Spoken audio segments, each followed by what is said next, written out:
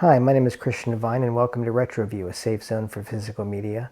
I hope you had a very happy new year, and at the very least we can all certainly agree it is a new year. And the best is always yet to come. And thank you for sticking with me. My subscriber rate keeps slowly inching its way up. That's not what this is about. It's just about sharing information and discussion about something that I feel is very important and that many of you feel is very important, the preservation of our physical archives, cultural archives. And in the spirit of post-Mercury retrograde, which is an astrological phenomenon, if you believe in that sort of thing, and of course I'm a Sagittarian, so I'm very skeptical. But speaking of the planets, I thought it would be a nice start to the year to focus on something positive and optimistic and future-leaning, and something very cool that I just picked up on 4K that came out in 2022, and that is Star Trek, the motion picture. Gene Roddenberry's production of a Robert Wise film. The director's edition in Dolby Atmos and 4K, Ultra HD. This is a 2-disc set, and there was a recent 4K set of all the Star Trek films, including Star Trek the Motion Picture 4K, but this is the remastered version where they went in and updated the effects that were only done in standard definition before in DVD. I should start out by saying immediately that I am not a Trekker or a Trekkie, to the point where I do not differentiate between those two phrases. Get a life! And I grew up with Star Trek in my science fiction shadow. It was culturally always there in the background or foreground. And I just never really got into it as a kid or even as growing up. But I always really appreciated the series. And I liked the characters, and I saw exactly why it was popular. And I was a big fan of certain episodes. As a kid, of course, I was immediately, attracted to the, whatever science fiction special effect spectacle there was to be had, because Star Trek was always more sure about ideas, obviously, than action. To this day, I still believe that the Enterprise is the most unique spaceship design in science fiction genre history. It's just so cool and has such a unique structure to it. I'm particularly fond of the episodes The City on the Edge of Forever, written by the late great Harlan Ellison, who I had the pleasure of interviewing and hanging out with a bit. And it was, fortunately, you hear a lot of stories about him, and he was a pussycat to me. He was absolutely fantastic, and interviewing him was one of the highlights of my life. Dumb people you can outsmart, and arrogant people you can outwit, but dumb arrogant people, Jax, will get in. And his episode, of course, is very famous, and I even referenced it a bit in the video game that I wrote for Life is Strange, because, of course, if you're talking about time travel, City on the Edge of Forever is kind of a touchstone. And I also very much love the Trouble with Tribbles episode written by David Gerrold. And David Gerrold wrote a book about his experience selling Trouble with Tribbles to Star Trek. And it's an incredible book, highly recommended to any screenwriter or anybody who wants a career in writing. It's very inspirational. And he was the youngest writer to be nominated, I believe, for a Hugo for his script for The Trouble with Tribbles. I really like the movies, and so I was not super excited about Star Trek the Motion Picture when it came out, but it certainly was a cultural buzz, and I think one of the first Happy Meals from McDonald's. Oh, he has 5 different boxes based on Star Trek the Motion Picture. It was heavily commercialized, and at the time it was rumored to be one of the most expensive movies ever made, if not the. They said possibly the budget could have been $40 million plus $44 million. Harlan Ellison quoted it at $44 million. In 1979, that's a staggering amount of money. And it's possible because you certainly see every dime up there on the screen. And in the end, it's worked against it because the special effects is not what people respond to in Star Trek. The special effects are cool for the TV series, but of course one of the criticisms of the film is that it lost the human element when they should have been having the human adventure. I first saw Star Trek the motion picture on a double feature with Alien, which I'd already seen a few times because it already had been, as a kid, like that became my, after Star Wars, that became my favorite movie. And at the Tower Theater in Roseville, which was a local theater which played films, you know, a little bit later on after their first run, not always, but usually, they were showing Alien and Star Trek the motion picture together on a Tuesday night double feature. And so that was a really interesting, that's a fantastic 70s double bill, by the way. Both have music scores by Jerry Goldsmith, which is interesting. So there is some connective strand there. And it's interesting to note that the audience are primarily teenagers, how they responded to Star Trek the motion picture, which is a very slow, action-free, intellectual type science fiction film. But in that era, there was nothing to compare it to. It wasn't like there was tons of expensive science fiction movies or spectacles. This is all becoming a new genre, and Star Trek the motion picture was a test by the studio to see if they could really, you know, make this work for the fans. And it was the first time you could argue that fandom really made this incredible cultural imprint, geek fandom, because they're the ones that wrote the letters to NBC to bring Star Trek back, which they did. They're the ones that kept the conventions going. They're the ones that just kept this truly devoted base going. And, you know, the studios and Gene Roddenberry and the others certainly paid attention. And it was going to be a series initially, and then a movie, then a series, and they wisely decided to get Robert Wise to direct the feature film. And Robert Wise was an inspired choice because, as I've stated before in my retro review of The Haunting, this is a man that I believe could do everything in terms of genre in Hollywood. He did musicals and noir and big historical epics and science fiction with the Andromeda Strain. And so he was brought in kind of late into the game to corral the film, which was really much out of control. And so that's reflective, the chaos around the film is reflective in, you know, the film that was released. They really literally had no time to preview the film. They literally premiered the film on December 7th, 1979, I think what they call wet, basically, which is that, you know, the reels were just done.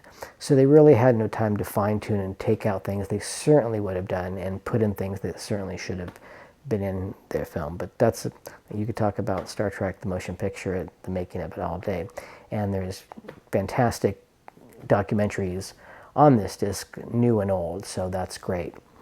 And so let's go quickly into Star Trek, the Director's Edition. Now, what I like about Star Trek the motion picture is that it is a film of ideas and not action, and I really appreciate the ambition. And you have to reflect at a time like that they spent one of the biggest budgets in Hollywood history to make a film that has no space battles, has no action scenes, except for briefly in the beginning and little teeny moments of tension.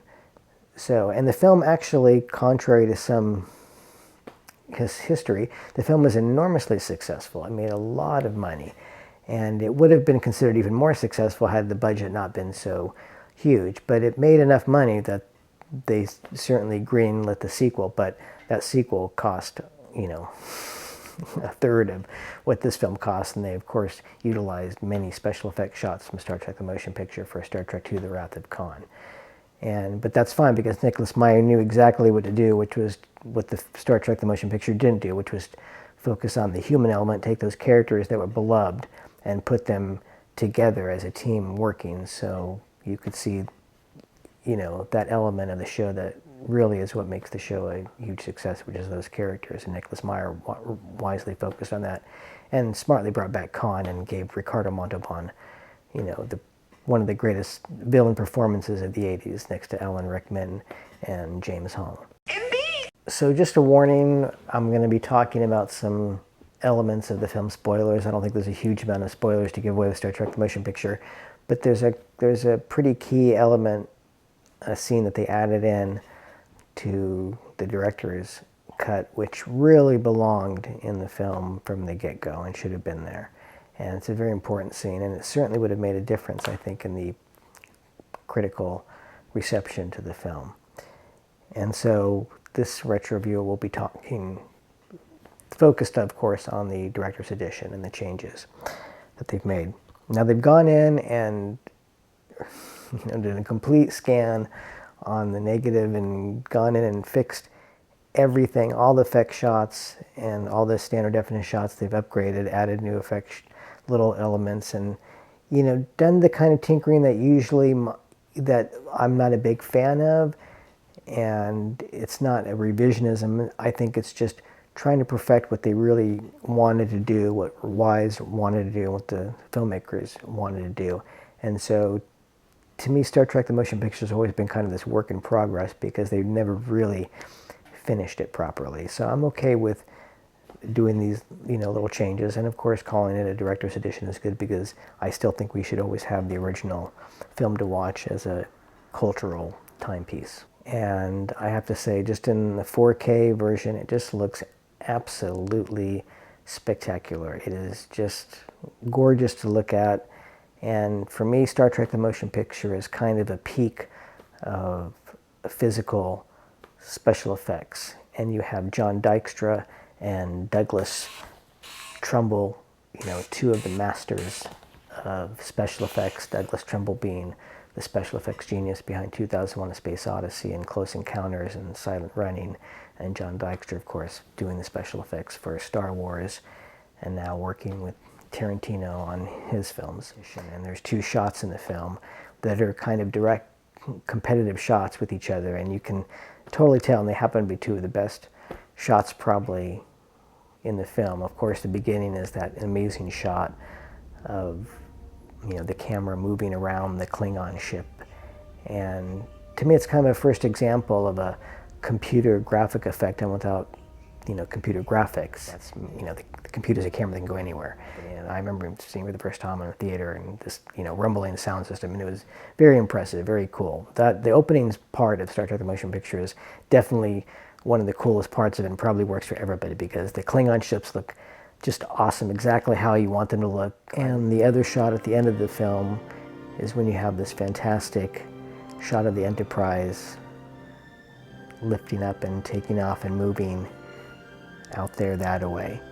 And it's a wonderful bookend by two special effects masters. So what I think binds the film together, which is Jerry Goldsmith's incredible score, one of the greatest scores ever written for an American film, I think we can all agree, and certainly one of the greatest themes. And Star Trek just has this wonderful, perfect, romantic space adventure theme, and there's a romanticism in his music that always can kind of bring a tear to my eye. And I particularly like the fact there's a couple moments in the film where they use the actual Star Trek theme, and it just sneaks up on you. It's very cool and nostalgic. And I believe that Wise cut down even some of the shots in the introduction to the Enterprise, which is another semi-controversial sequence, I think, for people saying that it's this overlong sequence where the shuttle is going past the Enterprise and slowly working its way into it. And to me, it's Robert Wise's and the filmmaker's tribute to the fans, saying, you have asked for this for 10 years, and here it is. And to me, of course, Robert Wise directs it like a musical number. It's like a dance, almost. It really is a dance number in space. And I think that scene is just perfect as it is. In terms of the story, it's basically about an alien force that's destroying everything in its path, heading on a collision course to Earth. And it just feels very like TV show, like, what's going on? It's headed straight for Earth, dun dun dun. And there is a little bit of that music there. So the script is the weakest part of the film in a way too, because multiple writers went through it. And that, of course, is the amazing thing, that if you're going to spend all this money and all this time, get that script right. Nicholas Meyer did that. And they went through almost every writer and big writer in Hollywood, every science fiction writer. Harlan Ellison, wanted to kill Kirk off immediately, of course. So goodbye, Harlan, or good night, Harlan, as he once said to me. So the basic theme of the film is that there's this an alien intelligence, destroying everything in its path, and why is it doing this? And of course, you find out that it's curious. It's trying to find its creator. And they introduce a new character, Aliyah, who's this alien, and she has a relationship with this other new character. And that's another one of the film's kind of mistakes, is to bring in these two new characters that we really don't need, and they basically end up, kicking them out of the Star Trek verse by the end. So we lack so many scenes with Uhura and Sulu and Chekhov and the others that it's a waste. And it would be made up over the next few films, but this is the film they really should have established that old camaraderie. But it's there with Captain Kirk and Bones and Mr. Spock, of course, who are all wonderful in the film, and even Shatner, when he's not overacting or stealing scenes, is always very watchable. And I think DeForest Kelley and Leonard Nimoy are the most interesting actors in the film, and it's always great to watch them tangle with each other. And they do seem like different characters, and I love Dr. McCoy's beard, and I like the fact that Mr. Spock is in this other kind of zone when he comes back, and he doesn't really respond to the old crew members at all, which makes sense, he's a Vulcan, but they really highlight that difference. And they make it the point in the movie for Spock to have this realization about what he's seeking, and that V'ger is seeking the same thing, but V'ger realizes that Spock realizes there's nothing out there that without some kind of human contact. But that leads to the scene that always should have been in there, and I'm sure they would have probably added it in had they had some time to have some previews or go over it. And it's a scene where you see Spock crying on the bridge for V'ger as a brother, as somebody seeking, the meaning of life. It's a very moving moment, and seeing Spock cry is a pretty big deal. And that certainly emotionally is worth 10 minutes or 5 minutes of special effects shots, actually. So, like I said, once again, I'm sure they would have probably added that in there had they had the time to go through the film properly. That ended up in the ABC TV version when it premiered on TV, and they added in a lot of the initial deleted scenes. So that was the first time a lot of people saw that. But that's in here. That scene is in here now, properly restored. And of course, I know that Robert Wise added some trims to the V'ger sequence, which, as I stated before, is absolutely one of my favorite sequences in a science fiction film. I think it's the peak of 70s, 80s special effects model work. And to me, it's truly the ultimate trip, and the one that 2001: A Space Odyssey maybe would have been had the technology been different back in the 60s, because this is a real journey into this cosmic, heart of light, and it's incredible. And I love just the music and the Douglas Trumbull's kind of psychedelic, organic light model work, which is kind of his characteristic. And so I love the V'ger sequence. It's the ultimate trip, and I'm sure if you're microdosing, it's fantastic, so I've heard. But I can understand once again why it would turn audiences off. It's, nothing's really necessarily happening, and it's the actors looking in awe at what they're seeing, and so it doesn't really have any dramatic tension necessarily. And so once they get into the heart of V'ger and discover that V'ger is actually dun dun dun Voyager, the space probe, which I think is a fun little gimmick. It might be, I kind of like that. I know some people criticize it. I kind of like that. And it's kind of a neat idea. And then, Deckard and Ilea kind of, meld and turn into particles of light and become new beings. I can't really tell you what happens at the end of Star Trek the Motion Picture in terms of everything. It's not, to me, a super strong plot, and you get the sense of they're adding things in or trying to make things work with the story. And, they establish at the end that they're new life forms and they're going out to discover new things. And it's a positive, hopeful message. And that's, once again, one of the things I really like about Star Trek and the fans, and I like about the movie. And even Harlan Ellison liked that about the movie, is that it was proselytizing for a very benevolent view of the universe, and that we had some kind of volition and a well-meaning volition, as opposed to what seems to be our direction these days. And I always get a tear in my eye at the end of Star Trek the Motion Picture when the Enterprise flies out of the V'ger light show over Jerry Goldsmith's soaring music, and Captain Kirk says, "Out there that-a-way," and then the Enterprise flies off into the human adventure that's just beginning. It's a wonderful ending to the film. And so for me, Star Trek the Motion Picture just works and does what it's kind of supposed to do, even it might be lacking a lot of the things that fans of the show and even I would have wanted. And so let's talk about this disc, which is pretty fantastic, and I highly advise you to pick it up because it doesn't cost that much, as far as I know, maybe $20 or so. And so you get a 2-disc set, 4K Ultra HD,